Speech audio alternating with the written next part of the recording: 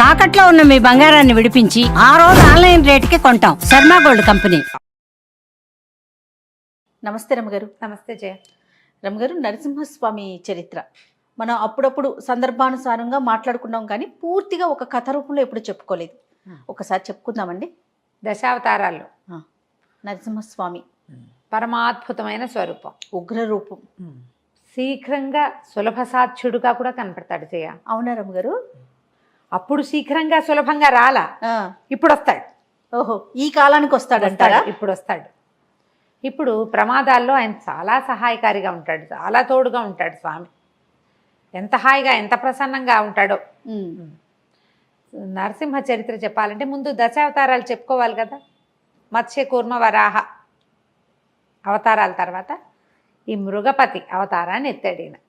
నరమృగ రూపుడు, సగం మనిషి సగం మృగం. దీనికి ముందున్న స్వరూపం వరాహ స్వరూపం కదా. ఇవి రెండు ఇంటర్లింక్డ్గా కనిపిస్తాయి. వరాహ స్వరూపము, నరసింహ స్వరూపము లింక్ దగ్గరగా. పూర్వం ఇప్పుడు జయ విజయులు అని విష్ణుమూర్తి యొక్క పార్షదులు, వాళ్ళ వాకిట్లో ఉండేటువంటి కాపలాదారులు. సనక సనందనాదులని నలుగురు మనుషులు. సనక సనందన, సనత్కుమార, సనత్ సుజాతులు. వాళ్ళు బ్రహ్మ కుమారులు, మానసపుత్రులు. బాలురుగానే కనపడతారు.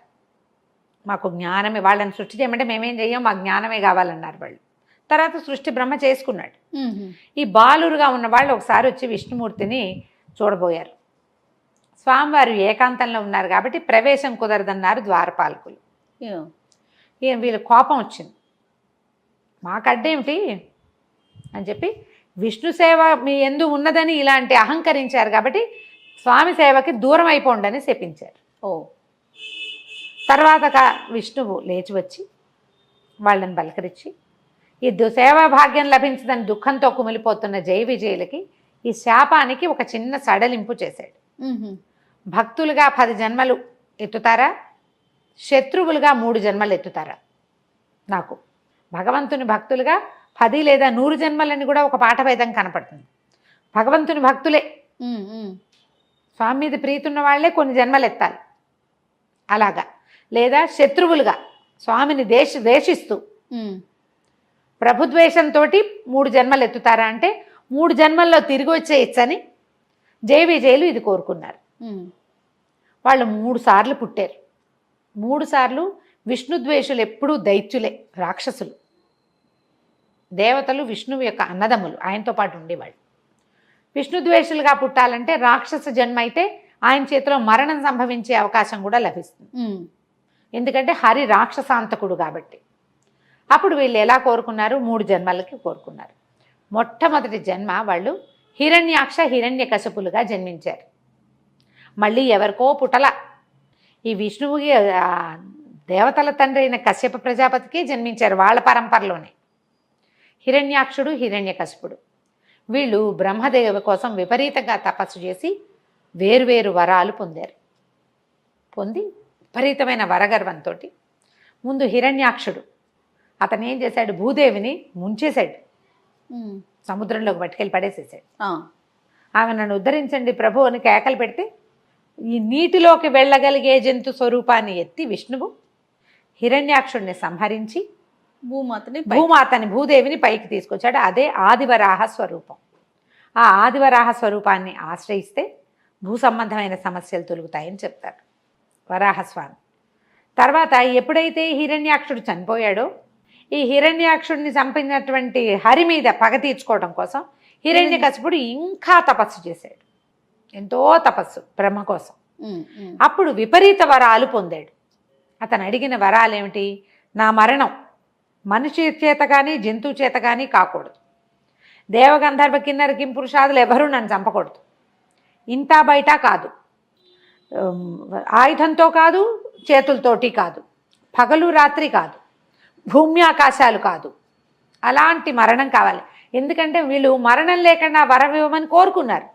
మరణం లేకుండా మీకు అమృతత్వాన్ని నేను ఇవ్వలేననేసాడు బ్రహ్మ. మీరు మరణించవలసిందే. అందుకని విపరీత వరాలు కోరుకున్నాడు.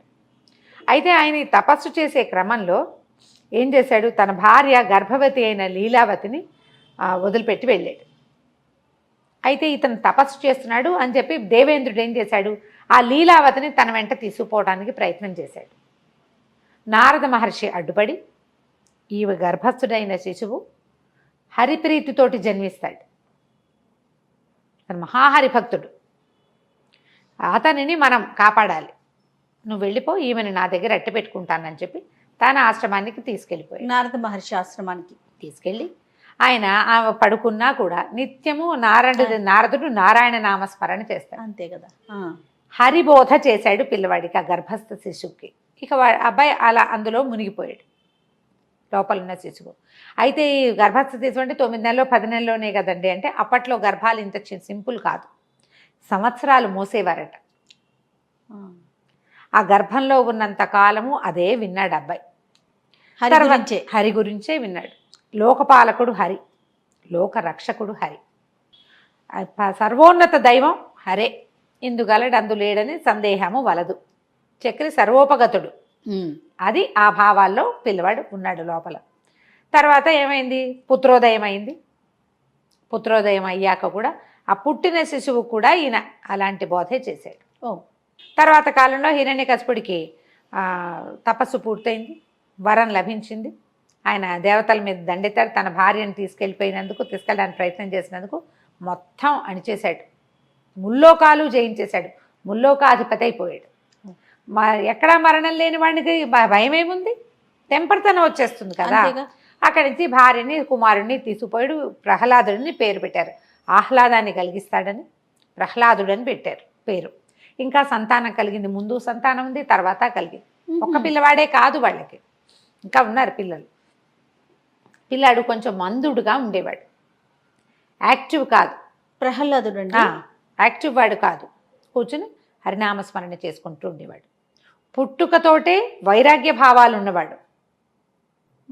భగవంతుడే అన్నిటికీ మూలమని, అన్నిటికీ ఆద్యంతాలు అతడేనని నమ్మేవాడు అనమాట. ఈ పిల్లాడికి ఒక 7-8 సంవత్సరాలు వచ్చాక కొంచెం మబ్బుగా ఉన్నాడు, చదువులో పెట్టాలనుకున్నారు. అప్పుడు చండామార్కులని, చండు అమార్కుడు బహుశా వాళ్ళ పేర్లు, ఈ చండామార్కులకి అప్పచెప్పారు విద్య నేర్పించమని. వాళ్ళు ఏం చెప్పినా ఈ పిల్లాడికి క్షణంలో వచ్చేస్తుంది, ఏకసంధాగ్రాహి.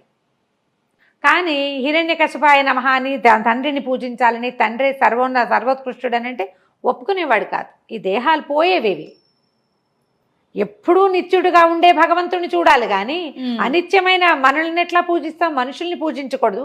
రాక్షసుడైతే ఈయనకి మరణం తప్పదు ఎప్పుడో ఒకప్పుడు, నిత్యుడు కాదు కదా. మనం ఉన్నా లేకపోయినా ఉండేవాడు భగవంతుడు, నేనున్నప్పుడు ఉండేవాడు దేవుడేట అవుతాడు, అట్లా కాదు. ఇతను ఏం చేశాడు, పిల్లవాడు తన చుట్టుపక్కల ఉన్న వాళ్ళందరికీ హరిబోధ చేయటం మొదలుపెట్టాడు. హరినామస్మరణతోటి గురుకులం అంతా మారుమోగిపోయేది. పిల్లలు ఆ ఉద్రేకానికి లోనైపోయేవారు. మనం భజన చేస్తుంటే ఉద్రేకం వస్తుంది, అవునవును కదా. నామస్మరణతోటి ఒక రకమైన ఉద్రిక్తత వచ్చేస్తుంది, లోపల నరాలలో ఒక సంచలనం వస్తుంది, దాని మీదకి వెళ్ళిపోతాం. ఈ పిల్లలందరినీ అటువైపు తీసుకెళ్తున్నాడని వాళ్ళు ఏం చేశారు, సరే చెప్తున్నారు, నాయన ఇది వద్దు, ఇది చెయ్యొద్దు, నీ తండ్రి ఒప్పుకోడు, ఆయన హరిద్వేషి శివభక్తుడు అంటే కాదంటాడు ఇతను. తర్వాత ఏం చేశారు, పిల్లాడి చదువు పరీక్షిద్దామని పిలిచారు. పరీక్షించేసరికల్లా అతను ఏమన్నాడు, హరే సర్వాంతర్యామని చెప్పటం మొదలుపెట్టాడు. తండ్రికి అర్థం కాలేదు. ఇక పిల్లాడిని ఎలాగైనా, వీడు ఏంటంటే వీడు చెదపురుగు, చీడపురుగు కుటుంబానికి, ఇలాంటి వాడు ఒకడు పుడితే ఇక మొత్తం కుటుంబం అంతా పాడైపోతుంది. పిల్లవాడిని సంహరించాలనుకున్నాడు ఆయన. నాకు ఇంటికి ఎక్కడ వేర్పురుగు ఉంటే ఇల్లంతా మొత్తం చెట్టంతా పోతుంది, నా కుటుంబం అంతా నాశనం అయిపోతుంది, మేమంతా హరిద్వేషంతో ఉంటే వీడొక్కడు ఎందుకు హరిప్రేమికుడుగా ఉండాలి. వాడిని చంపడానికి రకరకాల ప్రయత్నం చేశారు, విషం ఇచ్చారు, ఏది ఇచ్చినా హరినామస్మరణతోటే స్వీకరించేవాడు. ఏనుగులతో తొక్కించడానికి ప్రయత్నం చేశారు, కొండల మీద నుంచి పడేశారు, అగ్నిలో పడేశారు, పెద్ద పెద్ద పాములతోటి కరిపించారు. ఏం చేసినా అతనికి మరణం రాల, ఏది ఇచ్చినా అతని లోపలికి వెళ్ళిపోయేది. ఆ భగవన్నామస్మరణే అతన్ని రక్షించేది. ఇక విసిగిపోయాడు తండ్రి. విసిగిపోయి ఒకనాడు తండ్రి కొడుకు వాదించుకున్నారు బాగా. చిన్న పిల్లవాడే, 10-12 ఏళ్ళు వచ్చింటాయి, అంతకంటే వయసు ఉన్నట్టుగా కనపడదు కథల్లో. మన సినిమాల్లో అయితే మరీ చిట్టి పిల్లవాడిగా చూస్తాం, అంత చిట్టివాడు కాదు, కొంచెం రాజ్యం చేయగలిగే ఆలోచన వచ్చే వయసు వచ్చిందనే అనిపిస్తుంది. తండ్రి తర్వాత అతనే రాజయ్యాడు కాబట్టి. తర్వాత ఒకరోజు పిలిచాడు, ఇద్దరు మాట్లాడుకున్నారు. మాట్లాడుకున్నాక ఆయన అన్నాడు, సర్వాంతర్యామంటావు, ఎక్కడున్నాడో పిలువు, నాకు చూపించు. అసలు ఇప్పటిదాకా ఎదురే పడలేదు, ముల్లోకాలు చూశాను నేను, ఎక్కడ చూసినా వాడు ఎక్కడున్నాడో మాకు కనపడలేదు, నేను చూడలా. అతన్ని చూసి అతన్ని సంహరించాలని కోరిక. మా అన్నయ్యని చంపేశాడు, నేను చంపాలి అతన్ని, చూపించు, నువ్వు ఎక్కడ చూపిస్తే అక్కడ చేస్తాను. ఇప్పటిదాకా అతని పేరు వింటాం, అతని ఇది వింటాను తప్పిస్తే నేను ఏనాడు అతన్ని చూడలేదు. అంటే నువ్వు చూడాలి అన్న దృష్టి లేదు నీకు. సర్వాంతర్యామి, ఎక్కడ పడితే అక్కడే ఉంటాడు. అసలు ఆ శ్లోకమే, ఆ పద్యమే అది. ఇందుగలడు అందులేడని సందేహం వలదు, చక్రి సర్వోపగతుడు. ప్రతి చోట భగవంతుడు ఉన్నాడు, నీలో నాలో కూడా ఉన్నాడు. అయితే ఆయన మంటగా కోపం వచ్చిందనమాట. ఒక స్తంభాలు ఉన్నాయి, వాళ్ళు ఉన్న సభా ప్రాంగణం, ఈ స్తంభంలో ఉన్నాడు అంటే ఎక్కడైనా ఉంటాడు, చూడు నువ్వు అనేసరికల్లా ఇప్పుడు హరి నాకు కనపడాలి, కనపడకపోతే నేను చంపుతానన్నాడు పిల్లవాడిని. ఈ గద పెట్టి ఆ స్తంభాన్ని పగలగొట్టాడు. సాయంకాలం వేళ మునిమాపు చలవ చీకటి పడే వేళలో కొట్టేసరికల్లా ఆ స్తంభం పెళపెళ భావాలతో పగిలిపోయింది. పగిలి అందులోంచి సమయం ఆసన్నమైంది కాబట్టి భగవంతుడు ఇట్లా 2 స్వరూపాలతో, సింహపు ముఖము, మానవ దేహంతో బయటకు వచ్చాడు. ఆశ్చర్యపోయాడు హిరణ్యకశిపుడు. నువ్వా, ఇలా ఉన్నావా నువ్వు అని ఆశ్చర్యపోయాడు. అసలు పద్యాలు ఎంత బాగుంటాయో భాగవతంలో, భలే అద్భుతంగా ఉంటాయి. అనేసరికల్ ఉగ్రరూపం, అలా వచ్చిన స్వరూపము. నువ్వు ఏదైనా కొట్టితే ఒక చోటకి వేడి వస్తుంది కదా, ఎక్కడో కొట్టావు, పటా పటా పట్ట కొట్టావు, కొట్టిన చోట ముట్టుకో, నువ్వు చేత్తో కొట్టినా వెచ్చబడుతుంది. ఒక గంట మనం ఒక చోట కూర్చుంటే మనం కూర్చుని నేలే వెచ్చబడుతుంది. బాగా చెప్పారు కదా. అవునండి. ఈ స్తంభాన్ని ఇనప గదతోటి, లోహపు గదతోటి కొట్టి కొట్టి ఒక తీక్ష్ణతని, వేడిని కల్పించాడు హిరణ్యకశిపుడు. ఆ వేడిలోంచి పుట్టిన భగవంతుడు మహోగ్ర రూపంతో వచ్చాడు. ఆ ఉగ్రరూపం చూసేసరికి వణికిపోయాడు పిల్లవాడు. ఇది ఇలాంటి స్వరూపంలో భగవంతుడు ఉంటాడని తెలియదు అతనికి. ఆ పాలకడల్లో ఎక్కడో పడుకుని ఉంటాడు, అలాంటివే తెలుసు. భగవంతుడు ఎలా ఉన్నా భగవంతుడే. మనకు భయం వేస్తుంది కానీ నారాయణ నారాయణ అంటూ పక్కకి తప్పుకునేసరికి ఈయన ఏం చేశాడు, ఈ రాక్షసుడితో యుద్ధం చేశాడు. కానీ హిరణ్యకశిపుడు ఓటమిని అంగీకరించాల. గద తిప్పి ఆయన మీదకి పడ్డాడు యుద్ధాన్ని. పడేసరికి ఈయన ఒక దెబ్బ కొట్టి అతన్ని ఈడ్చుకెళ్ళాడట. ఈడ్చుకెళ్ళి కరెక్ట్గా గుమ్మం మీద కూర్చున్నాడు. ఆ గుమ్మం మీద, అది ఇల్లు కాదు, వాకిలి కాదు, అతను ఎత్తి తన తొడల మీద వేసుకున్నాడు. భూమి ఆకాశాలు కాదు, భగవంతుని తొడల మీద ఉన్నాడు అతను, గోళ్లతోటి. అది సాయంత్రం కాదు, పగలు కాదు, రాత్రి కాదు, సాయంకాలం మునిమాపు వేళ చీకటి పడే సంధ్యా సమయంలో. ఈ చేతులు కాదు, ఆయుధం కాదు, గోళ్లతోటి చీల్చి అతన్ని సంహరించాడు. ఈ సంహరించేసరికల్లా ఆ ఉగ్ర రూపం చూస్తే వణికిపోయారు అందరూ. ప్రపంచం చాలా స్తంభించిపోయినట్టు అయిపోయింది. మొత్తం దేవతలంతా దిగి వచ్చేసారట. ఆయన్ని శాంతింప చేయలేపారు. ఆయన ఎంత ఉగ్రంగా ఉన్నాడంటే, ఆహారం తీసుకునే వేళ సింహం ఎలా ఉంటుంది, భక్షించాడని చెప్పం, గోళ్లతోటి చీల్చి సంహరించాడు. అవును అవును. అయితే వాళ్ళు ఏం చేశారు, బ్రహ్మాది దేవతలంతా వచ్చేసారు. లక్ష్మీదేవి కూడా వచ్చిన ఆయన శాంతించాల. ప్రహ్లాదుడి కోసమే వచ్చాడు కాబట్టి అతని ముఖం చూస్తే శాంతిస్తాడని అతన్నే ముందుకు నెట్టి అతనితోటే ప్రార్థన చేయించారు. ఉగ్రత తగ్గిన స్వామి అక్కడ నిలబడల. ఆ విచిత్ర స్వరూపంతో ఆయన బయటికి వెళ్ళిపోయాడు.